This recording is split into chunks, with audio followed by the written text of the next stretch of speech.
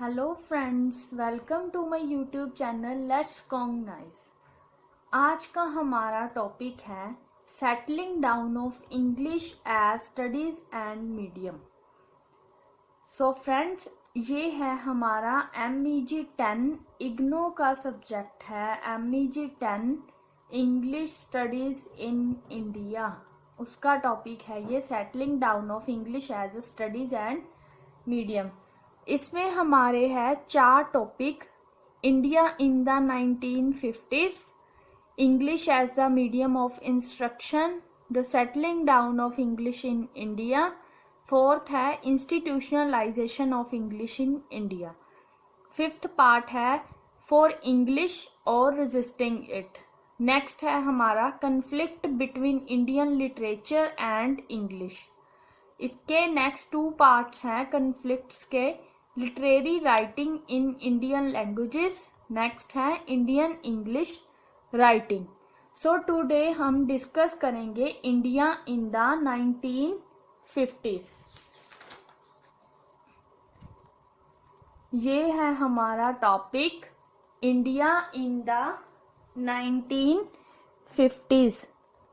Guys, मैंने ये यहाँ पे आपको मीनिंग दे रखे हैं। अगर आपको किसी भी चीज में दिक्कत आती है तो आप यहाँ से सारे मीनिंग्स देख सकते हैं। नाउ हम स्टार्ट करते हैं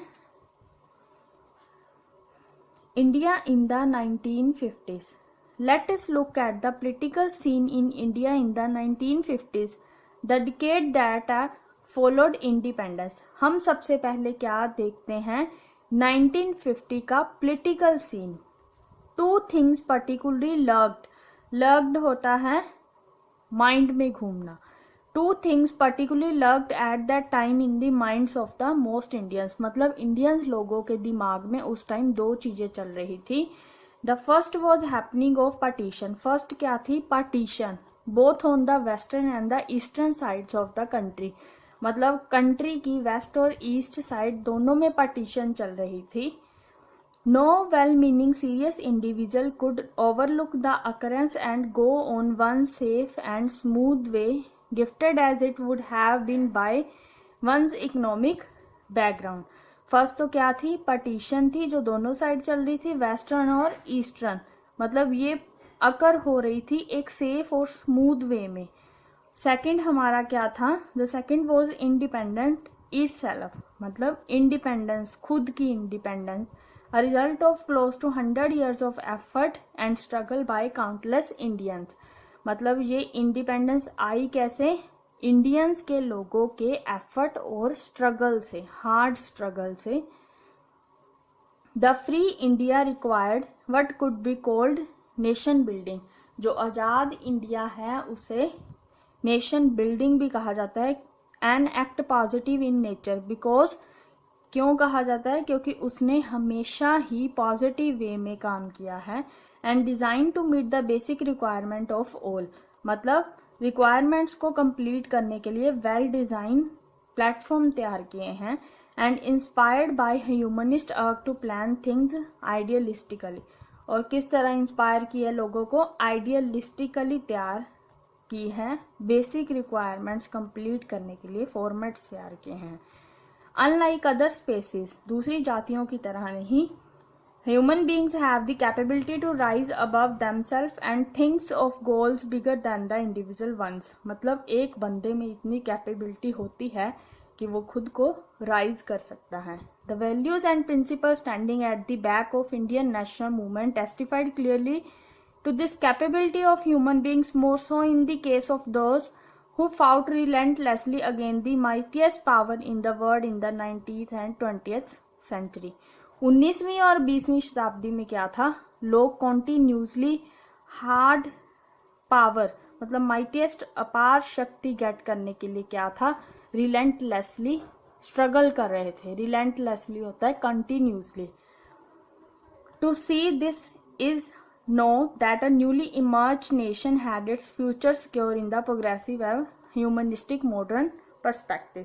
ये क्यों कर रहे थे? अपना फ्यूचर सिक्योर करने के लिए, प्रोग्रेस करने के लिए, मॉडर्न पर्सपेक्टिव लाने के लिए। There was, however, a problem with this vision. Pulled into different direction of pain and despair. इसमें क्या है, पेन और डेस्पेयर की टू डिफरेंट डायरेक्शंस थी on one side and potentially of the human individual supportive of nationalist values on the other. एक तो क्या थी, जो ह्यूमन था वो ह्यूमन था जो क्या था, नेशनलिस्ट वैल्यू को इंडिवर कर रहा था, सपोर्ट कर रहा था, कोशिश कर रहा था उसे सपोर्ट करने की। The problem related to the presence of the privilege in our midst. Problem क्या चल रही थी सभी के माइंड में, प्रिविलेज की, अधिकार की। The lobbies active all along the national movement were those of the industrialist and the urban rich. This expressed themselves in what was called moderate politics, the politics of compromise, bargain and circumspection। ये जो खुद को express कर रहे थे उन्हें क्या बोला गया था, मतलब जो मॉडरेट पॉलिटिक्स थी, पॉलिटिक ऑफ कॉम्प्रोमाइज थे, बार्गेन थे, सर्कमस्पेक्शन थे, ये क्या थे, खुद को एक्सप्रेस कर रहे थे। A section of a Congress party, Congress party का एक सेक्शन था जिसने क्या बोला था उसे, रिलीजम। अ प्रैग्मेटिक अप्रोच, ये क्या थी, एक व्यवहारिक अप्रोच थी। That शंड both extreme supporting the British and going all out against them. ये ब्रिटिश को सपोर्ट भी कर रही थी और ये भी कर रही थी कोई उसके अगेंस्ट ना जाए। There was also evident and many point of time during national movement of the privilege amongst us showing preference a superior language and culture। मतलब क्या अधिकार चल रहा था, एक सुपीरियर लैंग्वेज का और कल्चर का, मतलब लैंग्वेज कौन सी सुपीरियर मानी जा रही थी। इन अवर कंटेक्स्ट, हमारे कंटेक्स्ट में क्या है, the relevant thing is the inseparability in the minds of economically privilege between the language and culture. क्या था, इकोनॉमिकली अधिकार भी लोगों के दिमाग में चल रहा था लैंग्वेज और कल्चर को लेके। There could be seen a tacit understanding amount the rich section in our society that English minus the Britishers could be a safe bet and therefore adopted to suit what could be considered national interest. मतलब हमारे national का interest क्या था उस time पे languages और culture को लेके। ये सारी कंडीशंस 1950 की बताई गई हैं। The argument then was that English should be allowed to stay till Indian languages develop to take on the job of carrying the society, culture, knowledge forward। ये सारा कुछ किस लिए एफर्ट्स किए जा रहे थे, इंडियन लैंग्वेज डेवलप करने के लिए, ताकि उसके बेस पे है जो बीइंग्स हैं वो जॉब कर सके और सोसाइटी को आगे ले जा सके, कल्चर एंड नॉलेज क्या है, फॉरवर्ड हो सके। नेक्स्ट सेक्शन में हम क्या करेंगे, English as the medium of instruction. आप देख रहे हैं यहाँ पे नेक्स्ट टॉपिक है हमारा English as the medium of instruction. Last topic में आपको समझ आ ही गया होगा, कंडीशंस बताई गई थी इंडिया इन द 1950s की। अगर कोई भी दिक्कत आए तो आप डिस्क्रिप्शन बॉक्स में मुझे कमेंट करके बता सकते हैं, तो मैं आपको सारा दोबारा अच्छे से और भी पॉइंट्स निकाल के एक्सप्लेन कर दूंगी। नेक्स्ट है हमारा English as the medium of instruction. The argument of letting English stay and be use to promote national interest may have set in motion and process of increasing utilization by the power that be of the English in the school curricula। क्या था, मतलब national interest क्या था, English को promote किए जाने का था, मतलब स्कूल्स में जो है मीडियम इंग्लिश चुना जाए, मतलब इंग्लिश को चूज किया जाए। The pride of place was granted to English with the particular respect to the medium in which education was to be imparted। क्या था, इंग्लिश को एक प्राइड प्लेस दिया गया था। Consensus was created through the powerful pleading, pleading क्या होता है, सिफारिश, and argument that English was a more effective vehicle of expression and communication and had a vocabulary rich enough to serve such diverse areas such as science, technology, commerce, economics, law, administration and culture। यहाँ पर उन्होंने क्या बताया है, जो English है हमारी, ये क्या है, एक तरह का इफेक्टिव वे है बात करने का, मतलब कम्युनिकेशन करने का, एक्सप्रेशन मतलब कुछ चीज़ों को एक्सप्रेस करने का, और इसमें क्या है, डाइवर्स एरिया है, साइंस है, टेक्नोलॉजी है, कमर्स है, इकोनॉमिक है, लॉ है, एडमिनिस्ट्रेशन है, कल्चर है, इंग्लिश में सब कुछ इंक्लूड है। नेक्स्ट है हमारा the strong and privilege presence of English press. क्या थी? प्रिविलेज प्रेस, मतलब अधिकार था जो इंग्लिश प्रेस के पास। Having direct links with policy maker sealed the fate of the Indian language as not good enough for the job of nation building। फिर भी क्या थे? कुछ पॉलिसी मेकर थे जो क्या थे? इंडियन लैंग्वेज को गुड, इंडियन लैंग्वेज के लिए इंग्लिश को गुड नहीं मानते थे। वो उनको क्या लगता था कि हमारी नेशन बिल्डिंग के लिए हिंदी ही उनकी मातृभाषा है। A bit of sociology would help here to place in perspective the rise of English in post-independence India। post-independence India में क्या था? इंग्लिश का फ्लो था जो राइज हो रहा था। The rich and upper middle class in the country had a penchant। penchant होता है लगन, for feeling different from the ordinary masses। क्या थी? जो अपर मिडिल क्लासेस थी और रिच क्लासेस थी उनको क्या थी? लगन थी, वो एक ऑर्डिनरी मास से अलग दिखना चाहते थे। They wish to look a group apart from the rest of society. A group mean to administer, जैसे कि ग्रुप किसके? एडमिनिस्टर के, जो सोसाइटी के रूल्स को मैनेज कर सके फ्रॉम द अबव, मतलब सबसे ऊपर उठना चाहते थे। Knowledge and use of English give them immense power. जो इंग्लिश का यूज़ करता था, जिसको इंग्लिश की नॉलेज थी, उसको क्या माना जाता था कि इसमें अपार पावर है, अपार शक्ति है। The presence of a person equipped with the capability of using English fluently left the ordinary onlooker tongue tied as it were. क्या था? जिस पर्सन के पास कैपेबिलिटी थी इंग्लिश को फ्लुएंट वे में बोलने की, फ्लुएंटली बोलने की, वो क्या थे? ऑर्डिनरी पीपल्स को पीछे छोड़ते थे, मतलब उनको बेस्ट माना जाता था जो फ्लुएंट वे में इंग्लिश बोलता था। The message was getting across to the majority that higher echelons होता है sector of administration, judiciary, police force and army had a different plumage and that they were in society to shape the destiny of the nation unquestioned. जो क्या थे? सबसे पहले क्या थे? जो एडमिनिस्ट्रेशन थे, जुडिशरी थे, हायर सेक्टर था, मतलब स्पेशल सेक्टर था उनका था, उनको क्या माना जाता था? मतलब वो नेशन की डेस्टिनी है, वो ये हमारे नेशन को क्या है? शेप देते हैं। बट क्या था? इंग्लिश जैसे ही आई उसको की कंपोनेंट माना जाने लगा हर तरह की जॉब के लिए, मतलब इंग्लिश कंपल्सरी कर दी गई। Exclusive schools imparting education in English. जो नए स्कूल बन रहे हैं वो क्या है? आप आज टुडे भी देख सकते हो, आज के टाइम में भी जितने भी स्कूल्स बन रहे हैं वो किस मीडियम को प्रेफर करते हैं? इंग्लिश को। humdrum of cities was already in existence at the time of independence. These catered to the progeny of the landed gentry families and nawabs and princeling in British India। ये जो study थी किन लोगों को दी जाती थी? नवाब families को, उनके बच्चों को, क्योंकि वो क्या थे? अपने बच्चों का एक भविष्य बनाना चाहते थे। नेक्स्ट है हमारा the group that such English medium institution groomed होता है तैयार in pre independent India became well need through the working of an elitist discourse in education these institution provide to their student. ये जो group थे ना English medium institution के, ये पहले भी तैयार थे, मतलब प्री इंडिपेंडेंट इंडिया में भी वे तैयार थे बच्चों को एजुकेशन देने के लिए as a English medium of instruction. The specialized knowledge gained by the student of these schools stood them in good stead when it come to competing for jobs। ये जो इंग्लिश मीडियम स्कूल के बच्चे होते हैं ये एक special place पे होते हैं जब इन्होंने किसी भी कंपटीशन में पार्टिसिपेट करना होता है, क्योंकि जॉब्स में भी क्या है? इंटरव्यू में भी इंग्लिश कंपल्सरी कर दी गई है।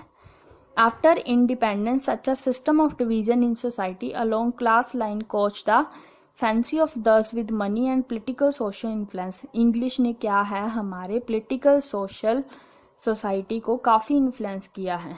Could the Congress party a formation brought into being. उन्होंने क्या बोला है? ये कांग्रेस पार्टी भी ऐसा सब कुछ कर सकती थी। Nurtured by the simplicity loving Gandhi and Nehru resist fancying themselves as a ruler wielding influence to। wielding होता है हमारा चलाने वाला और न्यूचर्ड होता है इनकरेज करना। उन्होंने बोला है गांधी और नेहरू भी क्या थे? इसको पहले रेसिस्ट करते थे, इसका विरोध करते थे, मतलब इसे सुपीरियर नहीं बनने देना चाहते थे। आफ्टर दैट उन्होंने क्या किया था, इंडियन राइटिंग्स की थी। Soon the fascination for such exclusive existence became a national dream, with the larger middle class planning careers of son and daughter on the strength of what they consider healthy competition and merit. क्या था, उन्होंने अपने बेटे sons and daughters की strength बनाने के लिए, मतलब कॉम्पिटिशन्स में पार्टिसिपेट करने के लिए, उनको मेरिट पोजीशन गेट करवाने के लिए क्या था, वो लार्ज स्केल पे उनकी स्टडी चाहते थे, इसलिए इंग्लिश को सभी लोग प्रेफर देने लगे। The idealism of national movement working for the uplift of Harijans, uplift होता है उन्नति, women and other under privilege section turn in the post independence period into a self serving individualism. जो national movement का idealism है वो किसके लिए काम कर रहा था, हरिजन्स की उन्नति के लिए। जो वुमेन थे या फिर अधिकार के अंडर सेक्शन थे जो पोस्ट इंडिपेंडेंस पीरियड में, वो खुद को सर्व कर रहे थे, मतलब खुद को राइज करने की कोशिश कर रहे थे। The dreamer of a new face would sacrifice comfort, जो ड्रीमर थे न्यू फेस के, उन्होंने अपने सारे कंफर्ट त्याग दिए अपने बच्चों के लिए, अपने बच्चों को पढ़ाने लिखाने के लिए। As suggested, at the center of this entire process was English, the medium of instruction in all schools and college. तो सभी के लिए यही सजेस्ट किया गया सारी प्रोसेसिंग के बाद भी इंग्लिश को ही मीडियम ऑफ इंस्ट्रक्शन रखा जाए सारे स्कूल्स और कॉलेज में, क्योंकि इससे क्या है, बच्चों की हायर लर्निंग होती है एज वेल एज यूज्ड। तो बच्चे जो है डेली डिस्कोर्स में, फैमिली में, मार्केट प्लेस में भी इंग्लिश ही यूज़ करते हैं। इसको एक कोलोकियल लैंग्वेज बनाने के लिए भी काफ़ी ब्रिटिशर्स ने एफर्ट्स किए थे। Freedom of a country is basically about democracy that enables group and individual to interpret rights और duties in their own terms. Considering this, it was but normal that English occupies center stage if the society wished it to happen to settling down of English in India. Another factor also contributed in good measure. This related to the approach of confrontation that the aggressive supporter of Hindi and other languages adopted. क्या था इसमें, कुछ जो थे हमारे Indians, अभी भी कुछ ऐसे इंडियंस हैं जो ऐसा नहीं करने देना चाहते कि इंग्लिश को सुपीरियर लैंग्वेज माना जाए। अभी भी वो क्या है, सपोर्ट करते हैं हमारी हिंदी लैंग्वेज को। तो बेसिकली क्या है, इसमें यही बताया गया है, मतलब इंग्लिश को सुपीरियर कैसे बनाया गया, मीडियम ऑफ इंस्ट्रक्शन कैसे रखा गया इसका। तो हिंदी हमारी काफ़ी पीछे चली गई, मतलब लैंग्वेज मीडियम ऑफ इंस्ट्रक्शन स्कूलों में, कॉलेजेस में क्या था, सारा ही इंग्लिश मीडियम हो गया। इसीलिए इन्होंने इस टॉपिक का नेम क्लियर किया है, English as the medium of instruction. हमारा थर्ड पार्ट है the settling down of English in India. आपको सारा समझ तो आ ही गया होगा। पहले हमने किया है India in the 1950s as a introduction, English as the medium of instruction इसका सेकंड था। थर्ड है हमारा the settling down of English in India. With independent India, big scheme of expansion in productivity, education and powerful lobbies became active to claim a share in the cake, cornering high jobs position of authority. मतलब independent India के साथ क्या था, मतलब big schemes launch की गई, productivity की, education की, पावरफुल लॉबीज़ की और हाई जॉब्स की, अथॉरिटी की पोजीशन की, ये हायर स्कीम्स डेवलप की गई। Particularly the right-wing supporters of Hindi set much more store by Sanskrit, मतलब जो हिंदी को सपोर्ट करते थे वो किसके द्वारा स्टोर की थी, संस्कृत के द्वारा। And made Hindi highly stylised, Sanskrit के द्वारा क्या था, हिंदी को स्टाइलाइज्ड किया गया था। पर्क्ड एज एसिड्यूजली वॉज ऑफ ऑल कोलोक्यूलिज्म, और हिंदी को कौन सी भाषा, बोलचाल वाली भाषा बनाया गया। स्पोकन फ्रेजेस एंड ईडियम्स, मतलब फ्रेजेस बोले जाने लगे, ईडियम्स बोले जाने लगे। School and college करिकुला insisted on keeping Hindi free from Urdu words, और हिंदी को क्या था, बिल्कुल फ्री कर दिया गया उर्दू वर्ड्स से, and expression alternative to which were coined from Sanskrit roots, मतलब इसको किसके साथ एग्जैक्ट कॉइंड किया गया, संस्कृत के साथ. A language understood in most region of North India and promoted through aggressive national jargon elsewhere was seen be treated with suspicious for harboring hegemonic ambitions. harboring होता है शरण, हेगमोनिक होता है हमारा शासक, मतलब इनकी जो एम्बिशंस थी उनके थ्रू सभी चीज़ों को प्रमोट किया गया. The non Hindi speaking region sense danger in the plan popularization. जो स्टेट्स हिंदी नहीं बोलते थे उनको क्या था, खतरा होने लगा पॉपुलराइजेशन का. Across the country in the first crucial decade of India's independence, मतलब जो फर्स्ट क्रूशियल डिकेड थी इंडिपेंडेंस की, इंडिया की इंडिपेंडेंस की, उसमें क्या था, जो हिंदी नहीं बोलती थी स्टेट्स उनको डेंजर, खतरा रहने लगा. This compounded the language scene so much in 50 and 60 that many non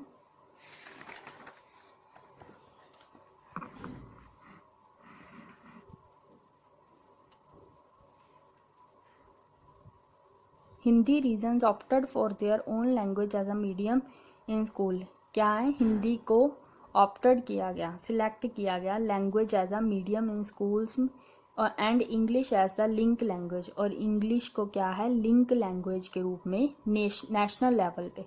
for this I blame the lobbies only a little. इसमें क्या है, जो डेवलप की गई लॉबीज थी, ये एक ग्रुप होता है लॉबीज, उनको भी ब्लेम किया जा सकता है. Much bigger force than lobbies were at work. Lobbies operated in overall atmosphere of a socially privileged upper crust cutting across the states and region. जो क्या है, लॉबीज है, पूरे एटमोसफेयर में एक सामाजिक अधिकार की अपर क्रस्ट पर स्टेट और रीजन के बेस पे काम करती हैं. This group was seen using a number of subtle strategic ways retaining and perpetuating English. ये ग्रुप क्या है, इंग्लिश को बनाए रखने का एक स्ट्रेटेजिक वे फाइंड आउट कर रहे थे. उन्होंने स्ट्रेटेजिक वे से इंग्लिश को रिटेन किया.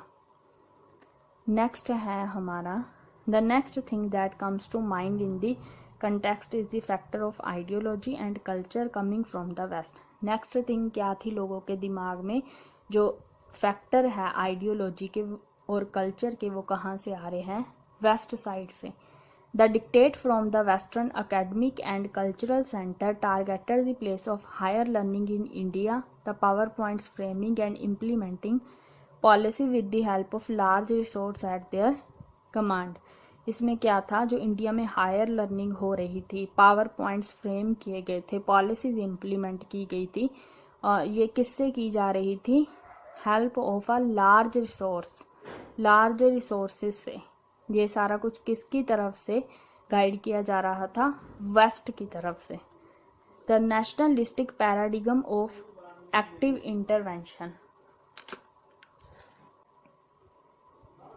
It was argued that the point of useful social endeavor and accountable to society did not meet the requirement of human freedom. क्या थे, कुछ जो इंडिवियर कर रहे थे सोसाइटी वाले लोग, वो क्या थे, ह्यूमन फ्रीडम की रिक्वायरमेंट को पूरा नहीं कर रहे थे. दैट वैल्यू इन फैक्ट, कुछ वैल्यूज थी जो क्या थी, इंडिविजुअल के डोमेन को प्रमोट कर रही थी, जैसे चेंज, रेजिस्टेंस, जस्टिस, इक्वालिटी. ये सारी थिंग्स थे, ये फैक्ट थे जो क्या थी, सोशल गुड थे. अनैथिमा होता है अभिशाप to the modernist thought that come from the west in the post world war second period. ये सारी चीज़ें भी हमें कहाँ से मिली, वेस्ट साइड से. The capitalist west had decided to block all thoughts of equality and justice. जो क्या थे, वेस्ट कैपिटलिस्ट थी, उन्होंने क्या किया, मतलब ब्लॉक किया थॉट ऑफ इक्वालिटी और जस्टिस को with phrase such as human प्रेडिक्टमेंट.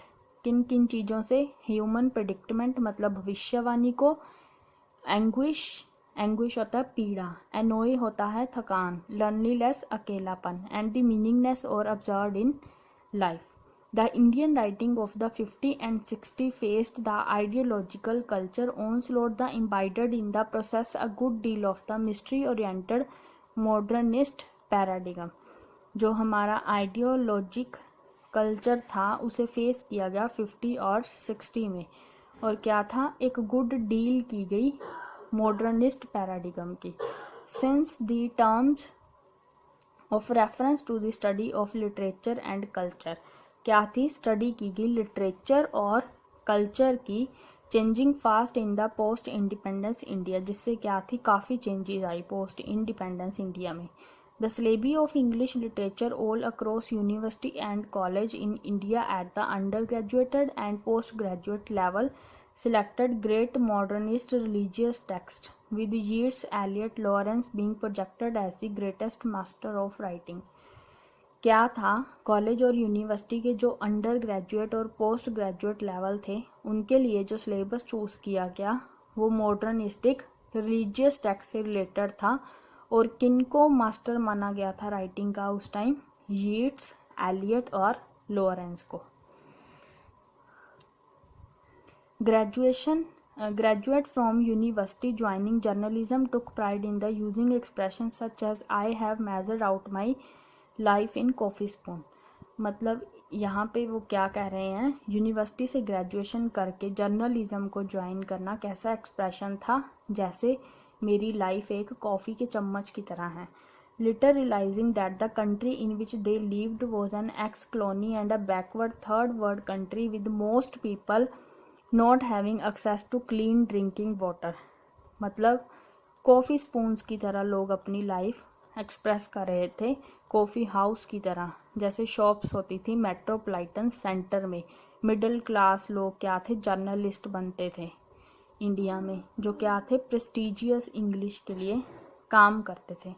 English dailies related to the better to that character in Eliot poem who cynically होता है रूखापन, मूव्ड अराउंड रिडिक्यूलिंग होता है हंसी उड़ाना, and talked of a history in condemnatory होता है निंदा, मतलब एक निंदा की टोन में राइटिंग करते थे, हंसी उड़ाने वाली, रूखापन आता था. Yes, English had finally succeeded in consolidating itself at the level of society. फिर भी क्या हुआ, जो इंग्लिश थी फाइनली सक्सेस हो गई सोसाइटी के लेवल में, आइडियोलॉजी में, कल्चर में, लिटरेचर में, as a medium of instruction में. द फॉलोइंग सेक्शन है जो हमारा नेक्स्ट है, ये आपको मैं मेरी दूसरी नेक्स्ट वीडियो में करवाऊँगी. आई होप आपको ये सारा समझ आ गया होगा. इसमें हमारे 3 पार्ट कवर हो गए. Thanks guys for watching this video.